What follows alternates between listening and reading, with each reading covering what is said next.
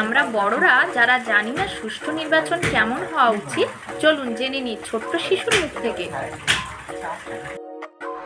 Hello hello, একটি বিশেষ ঘোষণা বন্ধুগণ, একটি বিশেষ ঘোষণা। ভোট আসছে, আপনারা কেউ মারামারি করবেন না, কাটাকাটি করবেন না, হানাহানি করবেন না। এর ফলে কারো মা হারাবেন, কারোর বোন হারাবেন, কারোর সন্তান হারাবেন, কারোর দিদি হারাবেন।